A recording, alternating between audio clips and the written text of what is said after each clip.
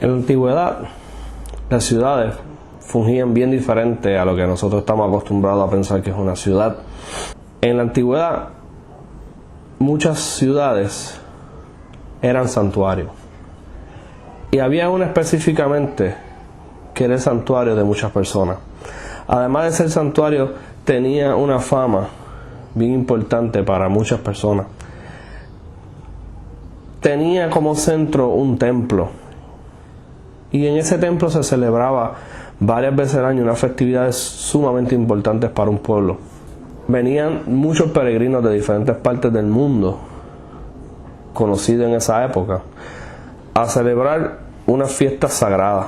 Esa ciudad antigua, de unos cientos de años, cientos largos, como miles de años, recibía personas de muchos lugares que venían allí a entregar sus ofrendas, ya fueran en dinero, ya fueran espiritualmente o ya fueran en sacrificios de animales.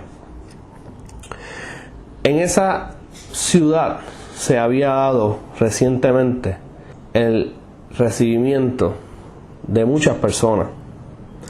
Además del recibimiento de muchas personas, esas personas tenían unas expectativas, porque se les había prometido hace cientos y cientos de años que iba a venir un Salvador, que les iba a librar de sus enemigos, que les iba a librar de sus cadenas y que les iba a traer paz. Pero esa paz era una expectativa bien grande, porque no solamente era una paz contra otros reinos, era una paz también sobre todas las cosas con Dios, que era quien les enviaba calamidades cuando no se respetaban leyes que él estableció justamente en un pacto. Allí en esa ciudad había un predicador, y él estaba advirtiendo este tipo de cosas. Y en esa misma semana este predicador también es recibido como un Mesías, como un prometido, como la posibilidad de que este sea quien nos libre.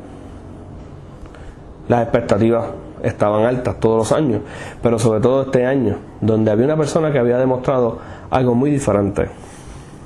En medio de todo esto, peregrinos de todas las edades, peregrinos de todos los niveles socioeconómicos venían aquí a adorar, a entregar.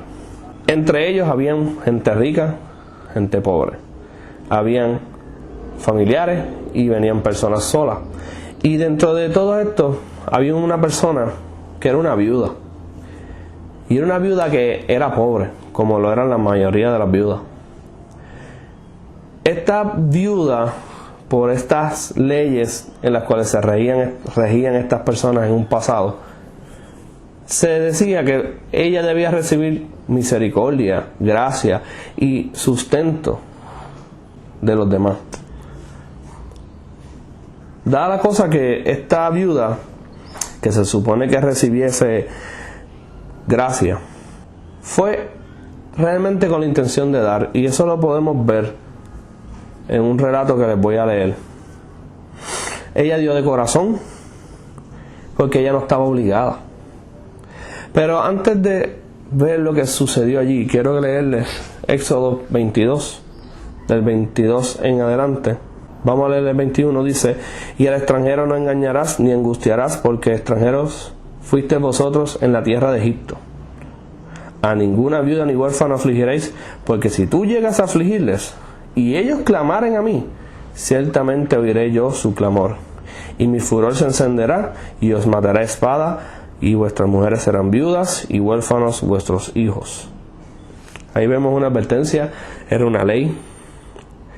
Así que objetivamente estamos viendo este escenario. Como ustedes saben, estamos estudiando a Isaías 9 y todo lo que está alrededor de Isaías 9 sobre el príncipe de paz, contexto de Isaías. Y en Isaías, capítulo siguiente que estamos viendo, capítulo 10, versos 1 y 2, dice: Ay de los que dictan leyes injustas y prescriben tiranía, para apartar del juicio a los pobres y para quitar el derecho a los afligidos de mi pueblo, para despojar a las viudas y robar a los huérfanos. Así que este libro, el cual va a traer el príncipe de paz, que está prometiendo este príncipe de paz, tiene que ver mucho con hacer justicia, porque había muchos jueces, había muchos príncipes que son los representantes del pueblo de Israel, de las 12 tribus. Esos representantes se les llamaba príncipes, y esos príncipes debían juzgar. Estos príncipes debían colocar jueces que juzgaran al pueblo, y debían conocer la ley. Estos jueces se habían convertido en jueces prevaricadores según Isaías, y la prevaricación era tan fea y tan horrenda que llegaban a aprovecharse de personas pobres, viudas, extranjeros. Allí en esa ciudad a la cual yo les estaba contando, que ya podrán pensar cuál es, se mantenía aquel templo que estaba allí en el medio con unas ofrendas. Esas ofrendas eran unas ofrendas que no eran obligatorias para todo el mundo. Se recogía un dinero que sí era obligatorio, y era solamente a los hombres que podían trabajar. Eso era para mantener aquel templo. Aquel templo representaba un sistema. Ese sistema había sido corrompido y se utilizaba como abuso.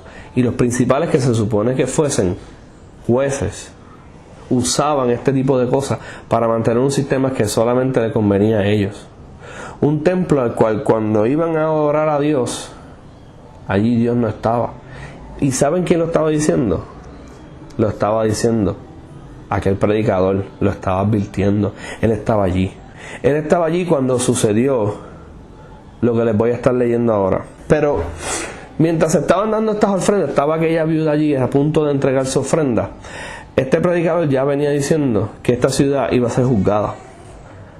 Lo venía diciendo por otras razones, pero de repente se encuentra con este escenario en Lucas 21, del 1 al 7. Dice: levantando los ojos, vio a los ricos que echaban sus ofrendas en el arca de las ofrendas. Vio también una viuda muy pobre que echaba allí 2 blancas.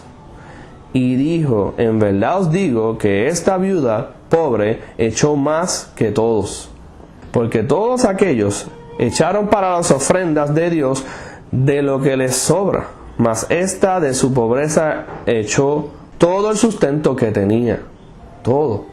Y unos que hablaban de que el templo estaba adornado de hermosas piedras y de ofrendas de los votos, dijo: en cuanto a esas cosas que ustedes ven, días vendrán en que no quedará piedra sobre piedra que no sea destruida.